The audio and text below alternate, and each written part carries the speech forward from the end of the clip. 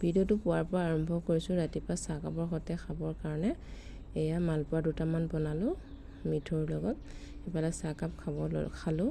খাই লৈ আকৌ ছোৱালীজনী স্কুলত থ'ব গ'লোঁ। স্কুলত থৈ আহি আকৌ ঘৰৰ অলপ কাম বন কৰি দুপৰীয়া ভাত সাঁজ বনাব লৈছোঁ।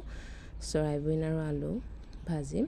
এইফালে আকৌ মানুহজনে বাৰীতে কাম কৰি আছে, অলপ বাৰীখনত চাফ চিকুণ কৰি আছে, গৰম যে সেইকাৰণে বোলো অলপ চৰবত বনাই দিওঁ। এয়া মানুহজনক এগিলাচ দিব নিলোঁ আৰু মোলৈ এগিলাচ বনালোঁ। এয়া দি আহি আকৌ দালিখিনি বইল কৰি থৈছিলোঁ।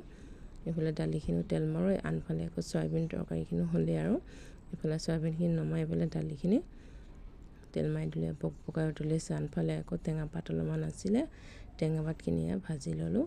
মাছ 2 পিচমান আছে, তাৰ লগতে বনাম। এনেই ফ্ৰিজতে আছে, বেয়াই হৈ যাব, বহুত দিন হ'ল মানে আনা। এয়া হৈ গ'ল তৰকাৰীখিনি।